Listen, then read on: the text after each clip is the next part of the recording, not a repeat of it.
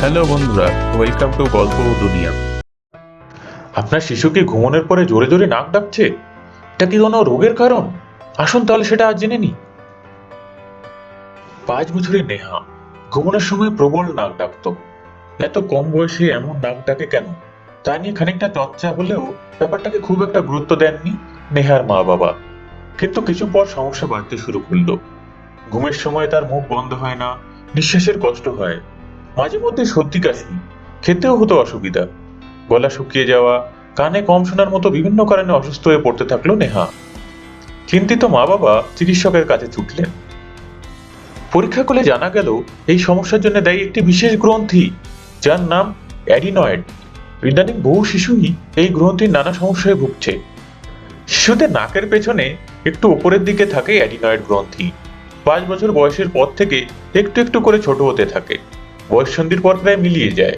এমনিতে শ্বাস প্রশ্বাস নেওয়া বা খাওয়া দাওয়ার সময় এটি নানা রকম ভাইরাস বা ব্যাকটেরিয়ার হাত থেকে শিশুদের রক্ষা করে। কিন্তু কোনো কারণে এরিনয়েড গ্রন্থি ফুলে উঠলে শিশুরা নানাভাবে অসুস্থ হয়ে পড়ে। তাই ঠিক সময় চিকিৎসা না করালে তাদের কথা বলার সমস্যা, কানে কম শোনা, শ্বাস প্রশ্বাসে অসুবিধা, এরকম অনেক অসুবিধা দেখা দিতে পারে। এমনকি টানা মুখ দিয়ে নিঃশ্বাস নিতে হয় বলে দাঁতের গঠনও খারাপ হয়ে যায়, ফলে মুখের বিকৃতিও দেখা দিতে পারে। হতে পারে ব্রঙ্কাইটিস বা নিউমোনিয়ার মতো অসুখও। আর অ্যাডিনয়েড সমস্যার প্রধান উপসর্গই হলো এই নাক ডাকা। কোবলিশন থেরাপির মাধ্যমে এই রোগের চিকিৎসা করা হয়, তবে সময় মতো চিকিৎসা না করালে সমস্যা বাড়তে পারে। শিশুদের এই নাক ডাকা আর কোন কোন রোগের উপসর্গ হতে পারে? অনেক সময় অ্যালার্জির সমস্যা থেকেও নাকের মধ্যে সর্দি জমে গিয়ে নাক বন্ধ হয়ে যায়, তখন শিশুরা নাক ডাকে।